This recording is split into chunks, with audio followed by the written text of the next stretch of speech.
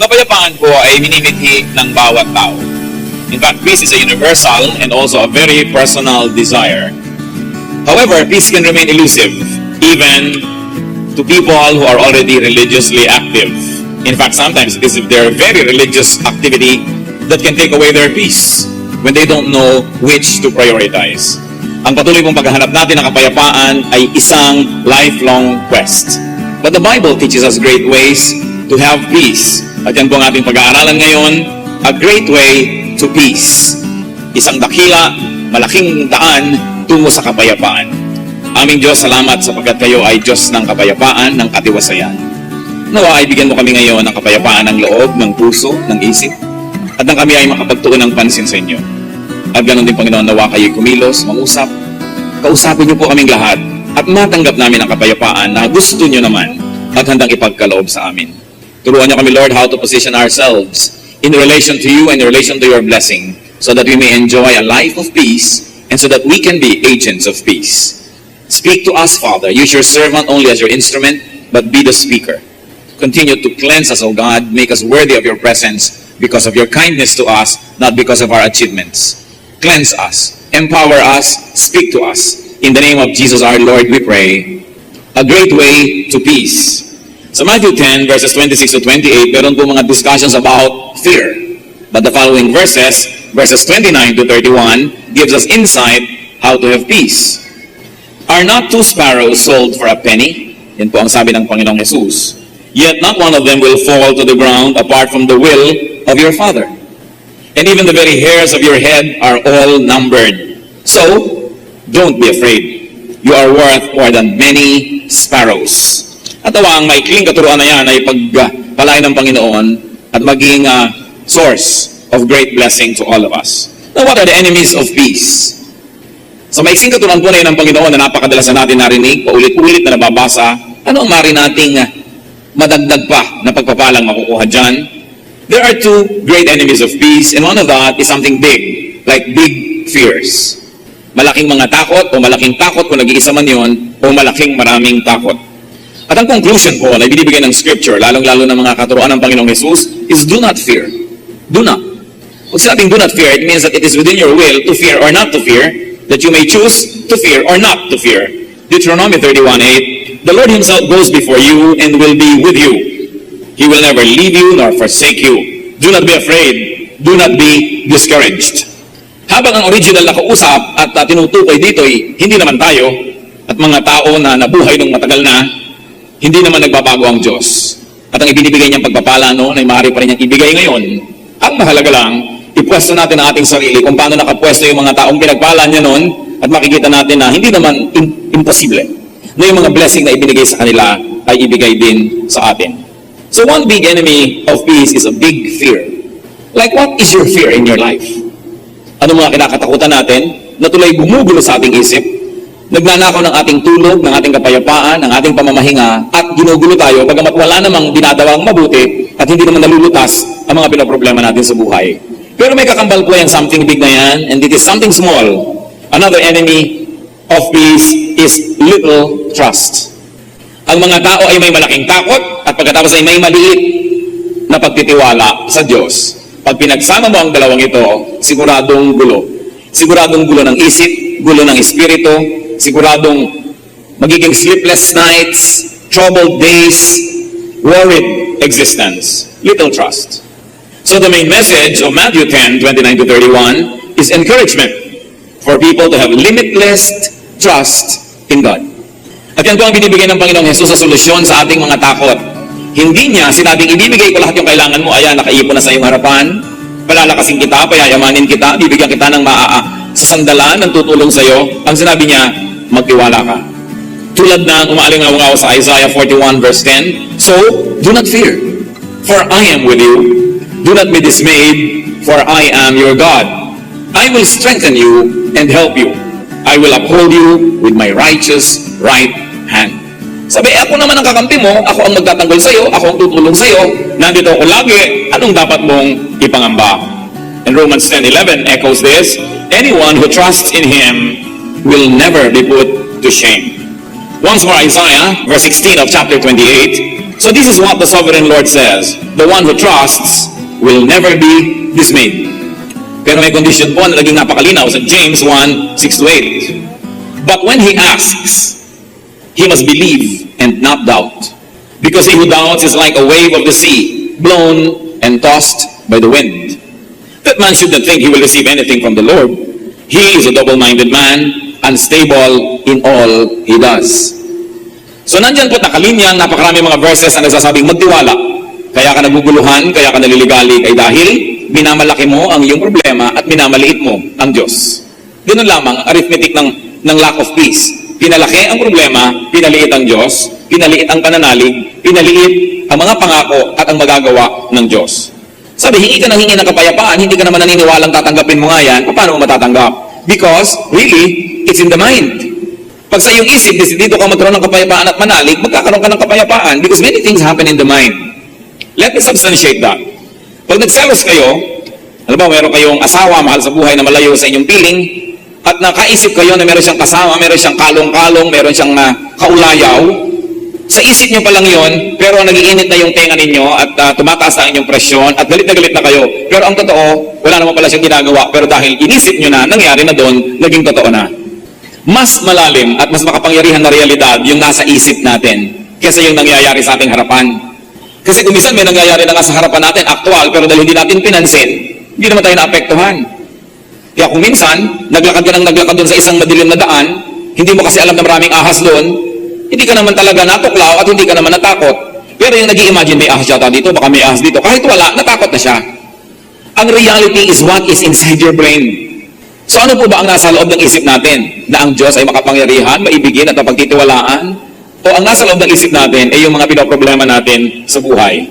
Pag pinagsama nyo ang dalawang yon, sabi, paano kayo aasa na pagpapalain? Eh sa loob lang ng isip nyo, nalilito kayo, paano mangyayari na ang matatahimik ang inyong kalooban? Kaya napakahalaga po ng childlike faith. That's why the Lord Jesus said that the kingdom of heaven belongs to such as these, meaning the children, not because of their age, but because of their capacity to believe. Ang mga bata, pag sinabi mong, sa isang linggo, pupunta tayo sa mall, kahit gumuho ang mundo, nagkaroon ng tsunami, bumagyo, pumutok ang mga bulkan, sabihin ng daddy, linggo na. Dahil naniniwala siya, sinabi mo na pupunta kayo sa mall, mangyayari dapat yun. Yan ang childlike faith. At yun ang hinihingi sa atin ng Panginoon, yung hindi na masyadong nagpapakatalino, hindi na masyadong maraming mga iniisip sa buhay. Sinabi ng Diyos, tapos ang kwento, maniwala ka. Kasi kung hindi ka naman naniniwala, kahit mangyari yon, hindi ka pa rin magbe-benefit. Because your reality inside your mind is your reality. It's not what happens outside of your mind or it's not what happens around you, but it's your reality.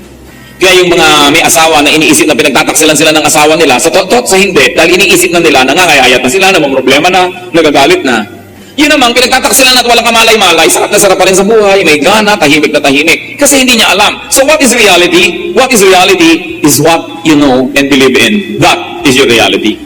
At pwede nating piliin kung anong reality natin. Maniniwala ba ako sa salita ng Diyos o hindi? Pangahawakan ko ba kanyang mga pangako o hindi? Kaya kahit pareho kayo magkatabi dyan at lumilindol, yung nananalig sa Diyos, payapa, yung hindi nananalig, nagugulo. Kahit nagaling kayo sa isang pamilya, pareho kayong walang pera, yung nananalig sa Diyos, mas nakangiti kaysa doon sa hindi nananalig. So what is your reality? We must trust God unto peace. It's not enough to say, I trust God. Because when you trust God, you must have peace.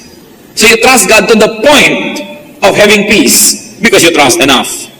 At ano po yung mga argumento na nakita natin sa Scripture? As the Lord Himself said about the sparrows. Sabi niya, wala namang lumilipad ng mga sparrow na hindi alam ng Diyos na lumaglag pala yun o hindi pinayagan ng Diyos na malaglag mula sa himpapawid. So God cares for the birds. Sa culture kasi ng Israel, yung mga birds hindi considered na masyadong very special animals yan. So, silang ibigay na example na ito nga, walang kwenta, hindi nyo pinapahalagahan, pero pinapahalagahan ng Diyos. Kaya ang sabi sa Matthew 6:26, look at the birds of the air. They do not sow or reap or store away in barns, and yet your heavenly Father feeds them. Are you not much more valuable than they? Kung mga ibon na hindi nagtatanim, hindi nag-agriculture, hindi nag-harvest, ayan at buhay pa. Subukan nyo na may inaalagaan kayong ibon, na hindi kayo makaalis dahil kailangan nyong lagyan ng tubig, lagyan nyo ng seeds, kailangan nyong i-protect siya ng isang hawla, hindi lang para ho siya makalabas, kundi para ho siya mapasok ng pusa, ng daga, ng mga malilipot na baka, at kung ano-ano. Subukan yung alagaan ng alagaan, namamatay pa rin. Pero hindi nyo ba naisip na yung mga ibon na lilipad-lipad lang dyan, hindi nyo naman inaalagaan bakit buhay? Kasi may ibang nag-aalaga dun eh. Inaalagaan sila ng Diyos. At mas nagsusurvive pa nga sila kasi mga inaalagaan natin. Tingnan yung mga hayop na itinitira sa zoo, nangangayayat, lalo sa mga zoo ng Pilipinas. Diba? Hindi mo malaman kung yung bantay ng zoo o yung leon ang kumakain ng mga karne sa kaliitan ng sweldo ng mga bantay. So, napapahamak pa sila dahil inaalagaan ng tao. Gaano karami sa atin mga kapatid ang napapahamak dahil sa tao tayo nagpapaalaga? Dahil sa tao tayo umaasa. Bumubuo tayo ng mga pangarap sa paligid ng isang tao na pag ang taong yan ay nagkasakit o namatay o nagtaksil, buho ang buo nating pangarap. Magpapaalaga ka na rin lang, ba't di pa sa Diyos? Pero yung iba kasi, sa pagpapaalaga nga nila sa tao, kaya nalalayo pa sa Diyos. Lalo't kung ang nag-aalaga sa kanila, hindi naman marapat na yun ang mag-alaga sa kanila, napapalayo patuloy. Para mga hayop na ilalagaan sa zoo. Napahamak patuloy. Mabuti na lang, iniwan na lang na ang kalikasan o ang Diyos ng kalikasan ang nag-aalaga sa kanila. Now, God cares for the birds, and very specifically in our reading, God cares for the sparrows. Interestingly, the sparrows are considered to be the cheapest of birds. Yan ang pinakamumurahing ibon sa Israel, tulad ng sa atin ay maya-maya. Diba? Yung mga lilipad-lipad dyan, binabato-bato na dating national bird. Buti na lamang at nagising ang nag-iisip kung ano ng national leaf, national food, national ewan, pinalitan ng malaking eagle. Kasi binabato-bato mo sa mga pilapil na iilag-ilag, yun ang national bird. Buti na lang at napalitan because symbols can sometimes affect the thinking of a people. So God cares, not only cares, but God cares individually for sparrows. Or God cares for sparrows in a very individualized way. Sabi niya, not one bird will fall from the air without God knowing it. And the conclusion was, you are more valuable than many sparrows. Kung ang isang sparrow, ang isang ibon, nahuhuni-huni kakanta-kanta na hindi pinapahalagahan kung minsan, ay pinapahalagahan ng Diyos, higit kang mas mahalaga sa higit na maraming mga sparrows pa. God cares for you infinitely more. At sinabi pa sa ating reading, God knows the number of your hair. Kung may tumubo, may nalagas, may tumubo, may nalagas, every day, alam ng Diyos ang latest count ng iyong buhok. And according to people who know, God counts, God numbers, God knows the condition of each strand of your hair. Gano'n niya, kadetalyado na alam ang ating kalagayan. At sabi nila, ang average person, mahigit 100,000 strands ang buhok niya. Siyempre, meron diyang 20,000 na lang. Meron namang mahigit 100,000. Pero on the average, people have 100,000 strands of hair. At alam ng Diyos yun at any moment kung ilan ang latest count. Ano lang po yung conclusion na mula dito sa symbolic language na ito? That God knows your situation more than you do. Therefore, pwedeng ipagkatiwala sa Diyos ang ating buhay. Kaya tigil-tigilan yung mga panalangin na, Diyos ko, may sakit po ako sa Diyos. Alam ko yan. Diyos ko, ipo-hospital po ang nanay ko. Alam ko. Diyos ko, kailangan po namin ng pera. Matagal ko nang alam. Don't pray to inform God because God knows even the number of your hair. Kaya marami po tayong mga panalangin na walang katuturan. Yung pala, gusto mo lang i-inform yung katabi mo tungkol sa yung prayer. Mag-pray tayo, sister, at pag nakayuko na kayo, Diyos ko, alam niyo pong kailangan namin ng pera. Humipo po kayo ng mga kapatiran na tutulong sa amin. Yung pala nagpaparinig ka lang doon sa katabi mo, dinaan mo pa sa prayer, kaya tuloy lalong walang nangyari. So don't form to inform God about your situation. If you like other people in your prayer group to know what you'll pray for, tell them about it before you pray. But don't use the prayer as a bulletin board because God knows your situation. And God is interested, God is involved in, and God is concerned with you. Kung sa ibon nga, interesado siya, sa tao pa ba? Kaya nung bumalik na naman siya sa isang simpleng bagay na binabaliwala, Luke 12:28, if that is how God clothes the grass of the field, which is here today and tomorrow is thrown into the fire, how much more will He clothe you, O you of little faith? Ito pong pagtuturo na ito ay magkakambalang ginawa ng Panginoon na example, yung ibon na binabaliwala at yung damong binabaliwala. At yung daw damo, bagamat ngayon ay buhay at bukas ay lanta na, o kaya ay buhay ngayon at bukas ay sinigaan at ipinanggatong at ginamit sa ibang bagay, habang sa maiksing buhay niya ay dinagamitan ng Diyos ng magagandang kulay at bulaklak, ikaw pa kayang tao ang hindi niya gamitan? Ikaw pa kaya ang hindi niya bigyan ng halaga?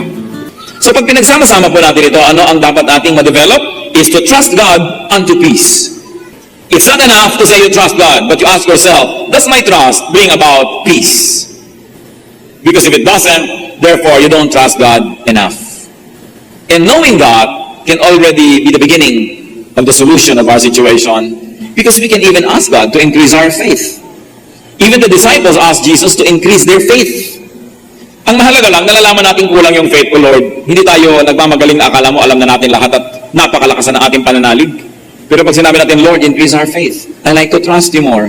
Hindi naman tayo pwede magkaila. Alam naman niya kung kulang ang pagtitiwala natin. Pero kailangan na hingin natin sa panalangin na dagdagan pa niya ang paniniwala natin sa Kanya. Psalm 62 verse 8, trust in Him at all times, O people. Pour out your hearts to Him, for God is our refuge. Siya lang naman ang pwede natin pagtaguan, pagsumbungan, puntahan, pagkublihan. Wala nang iba. May mga taong pansamantalang na pagkakatiwalaan, naaasahan, pero hindi lahat ng panahon at hindi sa lahat ng pagkakataon. Psalm 31:14, but I trust in you, O Lord. I say, you are my God. Napaka-loaded ng sentence na yan na you are my God. Kasi madalas sabihin natin, you are my God, pero totoo ba? Baka naman ang Diyos natin ay pera, ang Diyos natin ay tao, ang Diyos natin ay ating mga pangarap. Kasi pag sinabi mong you are my God, ibig sabihin sa'yo ko mananalig, sa'yo magmumula ang lahat ng katugunan sa aking mga pangangailangan. Pero madaling gawin ang Diyos na motif, dekorasyon ng buhay natin. Pero to make God God, to understand the depth of that declaration that you are my God. Because anybody who can say that from the heart is a person who will have peace. When you say, you are my God. So Zechariah 4:6, so he said to me, this is the word of the Lord to Zerubbabel, not by might, nor by power, but by my spirit, says the Lord. Bakit ba maraming taong insecure? Bakit maraming taong ninenervyos? Because they think it is might and power that will give them security. And because they don't have it, or they don't have enough of it, and worse of all, if their enemies have a lot of it, then they'll be nervous. But the verse says, no, it's not by might, it's not by power. So even if you had it, you know you never have enough. So you'll still be insecure. All the more, if you don't have it, the more you'll be insecure. But when you know that it's not really what counts, but the Spirit of God, then having it or not having enough of it will never make you insecure. Then you can say, well, God is my strength. It is the Spirit of God. Pag nananalig tayo, nalakas lang ng tao, kapangyarihan, strategy ang kailangan para magwagi lagi at maging secure, you will never be secure because there's always somebody else who is more powerful than you. And probably they're not even loving you, and maybe they're even your enemies. So you will be afraid. Proverbs 11:28, whoever trusts in his riches will fall, but the righteous will thrive like a green leaf. Here is another lie. Ano po kanina yung lie? That strength and power is what we need. The Bible says no. It's the Spirit of God that you need. Another lie is that it is riches that will make you secure. It is riches that will give you peace. Diyos ko, kung meron lang po akong 1 million, tahimik na ang buhay ko. Kung meron lang po akong 5 million o 20 million, payapang-payapa na ako. Tanungin niyo yung mga meron yan kung payapa nga. So pag meron ka niyan, hindi ka pa rin payapa. Pag wala ka, lalo ka namang hindi payapa. So paano ka magkakaroon ng kapayapaan? Yung sinasabi ng Biblia, dahil hindi dyan at hindi sa pagtitiwala niyan ka magkakaroon ng kapayapaan. Kundi sa pagiging makadiyos, sa pagiging matuwid. In being righteous, you will stand. It's not through this. Psalm 118 verse 8, it is better to take refuge in the Lord than to trust in man. So what lie is being corrected here? That you are secure if there are people around you who will help you. So ay secure ako dahil marami kong anak. Kahit 10 ang anak nyo, kung minsan nasa abroad din lahat, pag natumba kayo dyan, wala din dadampot sa inyo. Madadampot pa kayo ng remittance. So hindi na security ngayon yon. Sabi niyo, mag-aasawa ako para secure, hindi ako mag-isa pagtanda. Maraming iniwan ang asawa. Kung hindi man iniwan dahil sumama sa iba, namatay bigla yung asawa nyo, nag-iisa pa rin kayo. So sabi, pag ilalagay mo lang yung kaligayahan mo at yung sense of security mo, dahil may tao dyan, hindi ka magkakaroon ng kapayapaan. Dahil una, kung ang husay-husay niyang tao na yan, gusto yung sungkitin ng iba. So wala ka nang gagawin kundi bantayan yan para huwag maagaw ng iba. O kaya, may tao nga dyan pero hindi naman maasahan, pabigat pa, di lalong gumulong buhay mo. O kaya may tao nga dyan, mahal na mahal ka, talagang ipagtatanggol ka, pero yun, biglang namatay. Wala rin. Kasi sabi niya, kung aasa ka lang sa tao, hindi ka talaga magkakapis. Hindi natin sinasabing baliwala yung kapangyarihan, yung kayamanan, yung tao. Up to a point, they can be very, very helpful. But if you would think that they are the answer to your longings, to your insecurity, and to your fears, we are wrong. Proverbs 28:26, he who trusts in himself is a fool, But he who walks in wisdom is kept safe. So sasabihin ng iba, hindi na lang ako gitiwala sa iba, sa sarili ko na lang. Ako na lang lahat. Pero sabi, isang malaking kabaliwan yan. Dahil hindi ka naman laging malusog, hindi ka laging magaling, hindi ka laging tama. Paano ka aasa sa iyong sarili? And these are the major sources of doubts. Walang tao sa paligid ko, doubtful tuloy kung magiging secure ako. Pero kung marami, doubtful din. Can I maintain them? Can I keep them? Wala akong pera, dapat ako magkaroon para ako masecure. Nung marami kang yung pera, everybody likes to ask for it and everybody likes to take it, lalo ka na insecure. Tingnan nyo yung mga maraming nababalitang nananalo sa mga loto, mga biglang yumaman, lalong gumulo. Sa bagay, kung magulo buhay mo't mahirap ka at magulot mayaman, doon ako sa mayaman. No? Pareho nilang gulo yan. Pero, yung iba nagiging mitso pa ng buhay nila tuloy. Kasi maraming tao, alam nyo, sanay maging mahirap dahil ipinanganak at lumaking mahirap. May practice, pero hindi sanay maging mayaman. Kaya pag biglang nagkapera, lalong nagkakagulo-gulo ang buhay. Alam niyo yung pagkakaroon ng maraming pera, pinagpa-practice din dapat yan. Pag hindi ka sanay, naku baka ma-allergy ka rin. Mahirap, pero allergy na, di bali na. No? Kaya lang, hindi ko mo nagkapera ka, okay na yun. Kasi ang pera is a very powerful energy. Para bang iyan ay isang napakalakas na bull, o kaya ay buffalo, o kaya ay kabayo. Kailangan magaling kang magrenda para yung lakas niya ay pakinabangan mo. Mapapunta mo ang kabayo, umahon, lumusong, kumaliwa, kumanan, huminto. Pero kung ang lakas-lakas ng kabayo at sasakay ka, tapos hindi mo kontrol, ihahampas ka niyan, ihahagis ka niyan, at matatapakan ka pa. At ganoon ang nangyayari sa mga taong hindi naman sanay maging katagumpay, sikat o mayaman, ay biglang tumagumpay o sumikat o yumaman, lalong nagkakawasak-wasak. So, mai-insecure ang mga tao. What is the major cause of fear? Trusting in wrong protectors, trusting in wrong saviors. Bakit yung iba sasabihin, ako, pagka nakabili na ako ng mga insurance sa mga anak ko, kaya pa ng buhay ko? Hindi na totoo yan. Kita nyo ngayon mga naghahabol ng mga educational plan, binawasan ang kinakain karne linggo-linggo para lang makapaghulog niyan, tapos ngayon, ayan, naghahabol sa tambol mayor. Hindi lagi na kung nag-ipon ka, okay ka, pero dahil hindi mo naman alam pareho ang mangyayari, mas mabuti na rin mag-ipon. Pero hindi ko mo mainipon ka, secure ka na. Hindi ko mo, ang ginagawa mo ay yung iniisip ng marami na maganda, ay tama na nga. Sabi sa Ecclesiastes 9:11, ni Solomon na pinakamarunong na tao sa balat ng lupa. Alam niyo, sabi niya, may naobserbahan din ako eh. I have seen something else under the sun. The race is not to the swift, or the battle to the strong, nor does food come to the wise, or wealth to the brilliant, or favor to the learned, but time and chance happen to them all. Siguro kung hindi si Solomon ang nagsabi nito, gegerahin niyo pa eh. Buti na lang si Solomon at sinabi ng Diyos, pinakamarunong siya, so pwedeng pakinggan. Sabi niya, alam niyo, may naobserbahan pa akong isang kakatuwa sa buhay ng tao. Hindi ko mo mabilis kang tumakbo, ikaw ang mananalo sa karera. Hindi ko mo ikaw ang malakas, ikaw ang mananalo sa giyera. At hindi ko mo marunong ka, ikaw ang pupuntahan ng pagkain. At ikaw ang magkakaroon ng mga kailangan mo sa buhay. At hindi ko mo napakahusay mo, ikaw ang yayaman. Marami dyan na walang kahusay-husay, yan ang mayayaman. Sabi diyan, marami diyang mga mangmang, sila ang maraming pagkain. At meron dyan na hindi marunong tumakbo, ano't nangyari siya pang nanalo sa karera? At may mga mahihina, nung nagdigmaan, sila pa ang nanalo. Sabi niya, time and chance happen to them all. Anong paliwanag ni Solomon? Walang paliwanag dyan, yan ang sinabi niya. Sasabihin mo, bakit po sabi ng nanay ko noon, mag-aral kang mabuti para gumanda ang buhay mo? Lagi po akong honor, pero yung classmate ko noon na laging bulok tutorian, mayaman ngayon. At kinukuha ako ng empleyado. Pangako pa naman ng nanay mo, mag-aral kang mabuti para mataas ang grade mo, para gumanda ang buhay mo. Although dahil hindi mo naman alam kung saan ka mapupunta, mabuti nang increasean mo na yung posibilidad na mapaayos ang buhay mo, mag-aral ka na at sundin mo. Pero hindi pa rin guarantee kahit lagi kang valedictorian. Karamihan nga, pag may mga reunion, nagkita-kita ang dati magkaka-eskwela, yung mga bulok tutorian ng mayayaman. At yung mga honor-honor ay yung clerk sa City Hall. Although hindi man masama maging clerk, no? Pero hindi natupad ang mga inaasam. Sabi ni Solomon, walang paliwanag dyan. Talagang nangyayari sa buhay. So, hindi ko ginagawa mo rin ang lahat ng tama, pwede ka na ma-secure. Although, you increase the possibility that you might become secure. But even then, may X factor. Hindi naman churches na lahat nag-design, dumami sila, bring 1, bring 10, kung ano-ano mga ginagawang programa para dumami yung membro, dumadami nga eh. Di ba? Hindi naman lahat ng nagtatanim, umaani ng kasing dami ng inaasahan nila. Hindi lahat ng nagsisikap ay may nararating. Pero ang sabi ni Solomon, time and chance happen to all.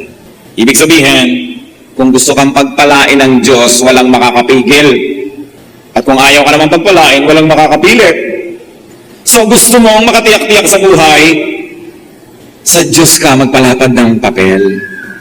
Sa Diyos ka lumapit. Diyos ang bigyan mo ng kasiyahan dahil walang makakapigil sa Kanya kung ibig Kanyang pagpalain. Pero yan ba ang ginagawa natin? Madalas, sinasakripisyo natin ang relasyon natin sa Diyos sa paghahabol ng pera, sa paghahabol ng kapangyarihan, sa paghahabol ng tao, sa paghahabol ng ating mga sariling minimiti sa buhay. Put your heart, put your life, put your spirit in God's hands. Dahil hindi Kanya pababayaan. Meron po ako isang paboritong illustration. Nabasa ko lang kung saan, nalimutan ko na kung saan yun. Pag daw mo mayroong isang ibon na dumapo sa iyong bintana, nawasak-wasak ang pakpak, dadamputin mo ba't dudurug-durugin mo, dumapo ka dito, halika nga ibon ka, gaganyan-ganyan mo, tatadyak-tadyakan mo yung ibon. Sabi, hindi naman. Di po ba? Gano'ng karami sa inyo, dumapo ang ibon, aalagaan nyo ng konti para gumaling, patingin niya ng kamay ninyo. Patingin, nasa ng mga kamay nyo? Ang dami. Kasi yun ang normal. Kung tayong tao na makasalanan, tayong tao na marami na rin sinaktan at maring sinadya pa, mag-aalaga ng isang ibong nagpapakupkop. Ang tanong, hindi kaya tayo alagaan ng Diyos kung magpakupkop tayo sa Kanya? So bakit tayo mag-aalinlangan? Pag sinabi niyang huwag mong gawin, di sundin. Pag sinabing tanggalin mo itong ganito sa iyong buhay ng mabayos, kasundin. Kasi walang mapapahamak sa pagsunod sa Diyos. Hindi naman gagawin ng Diyos na, sumunod ka sa akin, lagot ka. Ipapahamak kita. Imposible. So gusto po natin mawala ang mga pangamba natin sa buhay, magkaroon tayo ng peace, just obey God. At huwag kayong mag-worry about the outcome. Huwag yung, Diyos ko, sumusunod ako sa inyo 3 araw, nasa na ang blessing. Huwag niyo siya kapurahin, huwag niyong madaliin, hayaan niyo lang siya. Let God be God. Proverbs 3:5-6. Trust in the Lord with all your heart and lean not on your own understanding. Sabi, magtiwala ka ng ganap at huwag kang sa sarili mo ka maniwala. Kung ang karunungan mo, kumokontra sa sinasabi ng Diyos, sa kanya kayo maniwala at kalimutan mo yung karunungan mo na yan. Sabi, lean not on your own understanding. In all your ways, acknowledge Him and He will make your path straight. Sundin mo. Bakit gusto natin laging inaayos ang buhay natin? Kailangan ayusin ko ito, kailangan ayusin ko yun. Ayos tayo ng ayos, halimbawa sa buhay ng anak natin, buhay ng asawa natin. Yung meron tayong messianic complex na parang hindi naaandar ang mundo pag hindi tayo ang nagpaandar, mali na ang lahat pag hindi tayo ang nasunod. Pero ang tanong, kung nagkaroon na kayo ng kalaban sa buhay, nagtataka kayo, hindi nyo naman siya inaalagaan, bukas buhay pa rin. In fact, ikututuwa nyo sanang nawala na siya sa mundo. Kung minsan gumagawa pa tayo ng masama laban sa ating kapwa, pero buhay pa rin. Hindi mo na nga inaalagaan, ginagawan mo ng masama, buhay pa rin. Alam niyo kung bakit? Kasi medyo bumubuhay sa Kanya. Yung mga nag-abroad, dahil sa pagtakas sa kahirapan, salamat, nakatakas na ako, nakarating na ako kung saan-saan. Pag uwi nyo sa inyong mga barangay, mas matataba pa sa inyo yung mga iniwan nyo noon. Mas malalaki pa ang tawanan, mas marami pa silang kasiyahan kuminsan kaysa sa inyo. Nagtataka ka, tinakasan ko sila, ginawa ko na ang lahat para bumuti ang buhay ko. Ang tagal-tagal ko silang iniwan, dapat sa laki ng difference ng income namin, at sa dami ng laki ng naging agwat ko sa kanila, dapat mga hamak at dusta at mga yagit na itong lahat. Pero pagbalik mo, mas maganda pa cellphone nila kaysa sa'yo. Bakit? May Diyos din nag-alaga doon eh. Kahit saan ka sumuot, nandun ang Diyos. Yung sobrang inilalagay sa kamay nila, ang ikabubuti nila, sometimes to the point of not trusting God anymore and being obsessed with things, these are the people that sometimes even miss the mark and they miss the blessing. Kung yung ibon pinapakain, kung yung halaman dinadamitan, kung yung taong hindi nagsisikap, buhay pa rin, ikaw pa kaya na nagpapaka-Diyos? Ikaw pa kaya na magsisikap na magtitiwala at susunod sa Kanya? That is where peace is. Sa pagtitiwala at sa pagsunod. Isipin ninyo, ang buong Russia ay umaandar kahit wala kayo ron. Hindi naman kayo gobernador ng Hawaii, pero umaandar yung state na yun. Bakit? Because that's how God designed life to be. Life goes on. At sabi nga ng Jurassic Park, life finds a way. Kaya kahit isang buto, may inalagaan ka tumubo, pero isa ihagis mo lang kung saan, tumutubo rin eh. Kasi merong Diyos. Umiinog ang planeta, kahit hindi mo ito itulak. Lumalakad ang panahon, kahit hindi mo paandarin. Sisikat ang araw, kahit hindi mo piliting itaas. Ang buhay ay aandar. So huwag nating sayangin ang ating lakas na i-manipulate ang buhay. Makiagos lang tayo sa speed, sa direction ng Panginoon, and you will enjoy life better. Let us not plague God. Huwag nating piliting baguhin ang ating kapwa. Ang Diyos nga eh. Hindi siya nagmamagic na baguhin ang tao. Tapos tayo gusto mong baguhin ang asawa mo, baguhin ang anak mo, baguhin ang lahat. Kaya tuloy miserable ka. Tingnan mo ang sarili mo, kung anong pwede mong baguhin because you have authority over yourself, but not over other people. Each one was given by God a distinct spirit that reports to God and to God alone. Kaya maraming taong miserable, pinoproblema ang hindi problema, pinapakialaman ang hindi dapat pakialaman, and in our strive to become perfect, we only become miserable. Sobrang nililinisan ng bahay. You know, a house must be clean enough to be healthy, but dirty enough to be happy. Kung sobrang linis naman yan para ng ospital, nakakatiyak akong walang masaya dyan. Kaya higpit-higpit mo siguro. No? Hindi na makapagkalat ang tao, hindi na magamit ang magagandang plato, hindi na malukot ang magagandang punda. Dapat medyo lukot-lukot, ibig sabihin, may humiga, may nag-enjoy. Mga batang hapon na ang lilinis pa, siguro ang sukit ng nanay nito. Hindi siguro ito pinagpiko, hindi pinagulong sa lupa, hindi nakahipon ng kung ano-ano. Ang linis-linis nga niya, pero naging bata ba siya? So also children must be clean enough to be healthy, but dirty enough to be happy. Relax and enjoy the journey. You don't have to be perfect, and besides, you cannot be. Pag may okasyon, naghanda na kayo, kahit kayo yung host, enjoy the party. Kasi kadalasan yung host hindi nag-enjoy because he wants to either please or to impress. Most of the time, they like to impress. That's why they cannot relax. Pag nagawa na po natin yung pinakakaya natin gawin, yun na, enjoyin nyo na. May maipintas sila, hayaan nyo. Dahil kahit naman magpakamatay kayo ng kaaayos, may ipipintas pa rin ng tao. Many of our cares are needless. Many of our worries are needless. Kaya ang kasabihan, why worry when you can pray? Ang anak nyo, alauna na, wala pa ng bahay, hindi nyo alam kung nasan. Kahit kayo dyan, magtitiwarek, hindi nyo pa rin siya matutulungan. So, matapos yung nagawa ang dapat yung gawin, itulong nyo yan, dahil wala rin naman kayong magagawa. Sabi niya, madaling sabihin yan. O sige, madali, pero, di ba, wala rin namang nagagawa yung nag-aalala. So, may Diyos. Kung kaya nating dalhin sa Diyos sa panalangin, ibigay natin sa Kanya, at pagkabigay natin sa Kanya, hayaan natin siya ang gumawa, sapagkat siya ang Diyos. God is in control. Not one hair from your head will fall without His knowledge. Not one sparrow will fall from the sky without His permission. Colossians 1:17, He is before all things, and in Him all things hold together. Peace is not in riches, not in strength, not in power, not even in health, not in control of the situation, but peace is in trusting God, that He cares and that He will do the right thing. Trusting God completely, unconditionally, after you have done what is humanly possible, after you have exerted your best effort, let God take over. Kaya sinabi, to children belong the kingdom of God because they know how to trust. So let God be God, because the greater the trust, the greater the peace. Heavenly Father, we thank you that we can have peace because you are reliable. Salamat po, Panginoon, dahil napakarami namang katuruan sa Biblia na pwede naming pag-aralan at panghawakan. Ang question is not if we know your word, but the question of Father is if we let your word affect us. Ituro mo sa amin, Lord, na dalhin yung head knowledge namin pababa sa aming puso, sa aming buong pagkatao, at na magkaroon kami ng kapayapaan. Manalangin tayo, dinggin ang personal na mensahe ng Espiritu sa bawat isa.